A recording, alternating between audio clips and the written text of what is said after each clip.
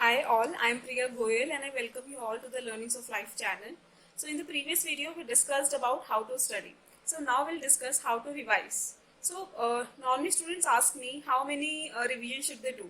So there is no ideal answer, it depends upon student to student. Some students may require only 1 to 2 revisions and they could give good exams, and few may require 3 to 4 revisions or maybe more. So it all depends कि कितने time तक आप उस चीज़ को retain कर पा रहे हो until you are ready for the exam, you feel ready for the exam by the time you need to revise. So in general 3 to 4 revisions are good enough. So more you revise, more you practice, more the retention power increases. So this is the idea. So as I discussed in the previous video also, like हमें इस तरीके से पढ़ना होता है कि हम किसी को भी easily explain कर पाएं वो topic और वो concept. So revision भी easily होती है so that we don't forget the things that we have studied and we are able to give our exams properly. तो जो फर्स्ट रिविजन होती है जो कि क्लास में पढ़ाने के बाद में आपने जो एक बार दैट वी डिस्कस्ड कि 24 आवर्स के अंदर आपको रिव्यू करना है सारी चीज़ों को, तो उसके बाद में जब you revise the things, so what all things needs to be done in that particular revision, that will discuss now. तो first revision is the most crucial revision as it will decide the future course of the future revisions. तो first revision में आपको क्या करना है, जो भी आपके स्टडी मटेरियल है, जो भी बुक्स आप रेफर कर रहे हो, तो आपने स्टडी के टाइम पे अंडरलाइन हाईलाइट तो सब चीज़ें कर ली है. Now you need to read them thoroughly कि क्या क्या चीज़ें हैं, और उसको रीड करते वक्त you need to understand also.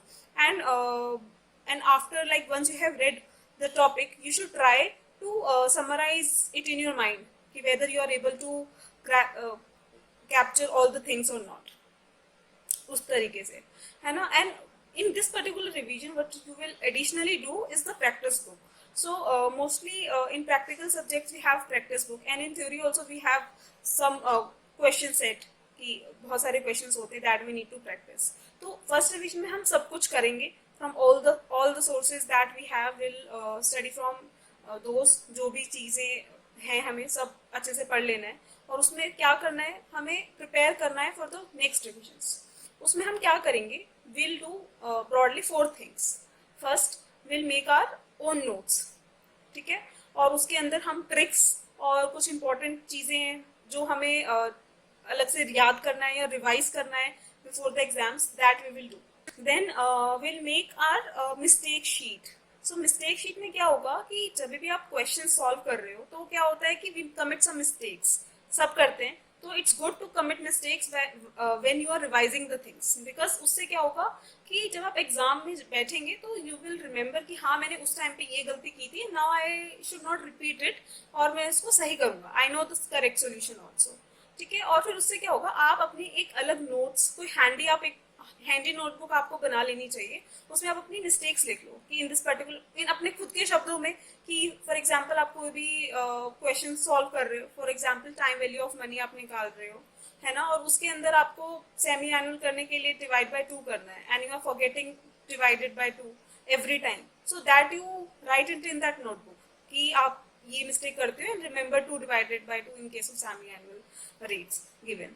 तो आपको इस तरीके से आपने कर लिया. तो अब क्या होगा, whenever you get time, for example you are travelling somewhere, you can just, you have some spare time, और going for a meeting you have to wait sometimes you need to wait, so you can just take out your notebook and just go through those mistakes. तो उससे क्या होगा, वो आपके mind में कहीं ना कहीं सबकॉन्शियस माइंड में वो चीज़ें रिवाइज हो जाएंगी and you will be more alert towards those mistakes. तो आप उन मिस्टेक्स को नहीं करोगे, ठीक है. तो इस तरीके से आपको एक मिस्टेक शीट बनानी चाहिए.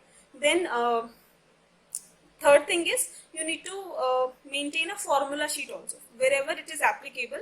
आप एक अपनी खुद की हैंड राइटिंग में आप एक अपनी फॉर्मूला नोट्स बनाओ. उससे क्या होगा कि देखो बुक्स में आपको बहुत सारे इंस्टीट्यूट्स भी, और may be after every chapter you get all those formulas, but अगर आपके खुद के हैंड से लिखा हुआ आपको मिलता है देन वो माइंड में ज़्यादा टाइम के लिए रिटेन कर पाना ईजी होता है. तो हमें अपने हाथ से फॉर्मूला शीट बनाना चाहिए. And then next 4th thing is mind maps. तो जहाँ पे भी पॉसिबल है आप कैसे कर सकते हो, कोई भी आपने चैप्टर लिया, आप उसको ब्रॉड कैटेगरीज में डिवाइड करो and further divide the topics into further subsections.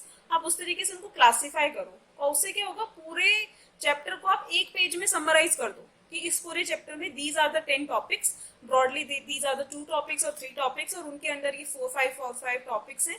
और उसमें अगर आपको लगता है कि कुछ वन लाइनर कुछ आपको लिखना है तो वो भी आप साथ में लिख लो। उससे क्या होगा, एक ब्रॉडली आप उस चैप्टर को, जैसे ही आप उस पेज को देखोगे, complete chapter will be revised in your subconscious mind. हो सकता है कि जब आप उस चार्ट को देखो, माइंड मैप को देखो, क्या होगा, कोई टॉपिक जो है वो आपको थोड़ा इतना जाना पहचाना फेमिलियर नहीं लग रहा है, तो what can you do, it means कि उस चीज में आपका इतना अंडरस्टैंडिंग नहीं है, तो आप उस चीज को ज्यादा एक बार बुक खोल के दोबारा रिवाइज कर लो, तो उससे आपको रिवीजन में बहुत हेल्प मिलेगी। So all these things needs to be done under revision 1। First thing tricks, और कोई भी इंपॉर्टेंट थिंग जो भी आपने क्वेश्चन सॉल्व करे हैं, जो भी चीजें करी उसको लिखना है। देन मिस्टेक शीट, जो भी क्वेश्चंस को करते वक्त आपने जो भी मिस्टेक करी है वो आपको लिखना है।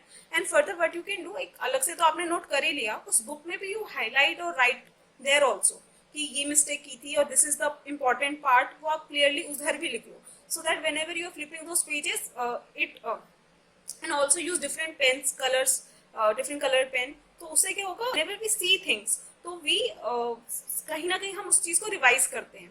तो अलग कलर से होगा तो पता है बहुत बार ऐसा होता है कि when you are sitting in the exam आपको ये याद आएगा कि यार उस जगह पे इस कलर से ये कुछ लिखा था, वो क्या था, प्लीज याद करो। And when you will try put some pressure on your brain, थोड़ा सा आप सोचोगे, you will definitely come to result, आपको जरूर याद आ जाएगा कि उस जगह पे मैंने ये लिखा था, और बस थोड़ा सा सोचना पड़ेगा। तो वो पिक्टोग्राफिकल मेमोरी ऑल्सो हेल्प्स। तो इस तरीके से आपको डिफरेंट कलर्स यूज करने चाहिए, ठीक है। तो वो हो गया, बुक्स में भी आप लिखो, कोई सिंबल बना लो कि आपने ये रिवीजन कर लिया, मार्क करो। Difficulty level of the questions, high medium low सब मार्क करो। लो वाले आपको नहीं करने हैं नेक्स्ट रिविजन्स में, हाई वाले तो करने ही हैं, और मीडियम वाले भी करने हैं। You can see depending upon time कि इसमें ये था ज्यादा इंपॉर्टेंट, ये मैं कर लेता हूँ, this I can skip, this is not that much difficult. तो इस तरीके से you need to plan for yourself, ठीक है। And then formula sheets and mind maps, तो mind maps are very important, so that you should definitely do, ठीक है। तो most of the time that gets consumed is in revision number 1, उसमें आपका time लगेगा and you need to devote that time, ठीक है। और उस चीज का कोई शॉर्टकट नहीं है, ठीक है। अगर आपको लग रहा है कि आप सिर्फ एक बुक से देख के कर सकते हो और अच्छे मार्क्स आपके आ रहे हैं, तो then it's fine, but this is a better way to organise the things and to be sure कि आपको सेकेंड रिवीजन में क्या करना है। बिकॉज अदरवाइज क्या होता है कि when you have the complete set of books, then you feel puzzled कि अब मैं एग्जाम आ गया, कल मेरा एग्जाम है, now what to revise, I don't know. तो when you have prepared for all those things, then it would be very easy to see कि आपको क्या रिवाइज करना है। टाइम कम है तो यू नो कि you need to revise only the high difficulty questions, not for the low, because you know the low difficulty level of questions, you can easily solve them, ठीक है। तो this way you need to prepare, and फिर उससे क्या होगा, जब आप second revision में कर रहे हो तो आपको वो करना है, this would save your time also and it would give you better revision, तो आपको इस तरीके से रिवाइज करना है। Also try to give equal importance to every subject, ठीक है। होता क्या है कि we are more incline towards doing those subject जिसमें हम अच्छे हैं, एंड तो बट हमें अपोजिट करना होगा। तो जिन सब्जेक्ट्स में हम वीक हैं, we need to devote more time to that subject. And equal importance का मतलब है इक्वल टाइम नहीं, इक्वल इंपॉर्टेंस मतलब जो हमें ज्यादा अच्छे से आता है, we can manage with giving less time to that particular subject, but more time needs to be given to those subjects which in which we are weak. So accordingly we should plan and work upon. Revise, practice as much as you can, and it will definitely give the results. आपको आपकी dedication का result आपको जरूर मिलेगा। आप उसको बहुत अच्छे से पढ़ो, और in case you have any doubts you can comment, I would be happy to solve them. और definitely if you have not watched the previous video, please watch it. It is I have discussed many ways how to study, and all those ways also apply at the time of revision also, so those you can apply and enjoy studying.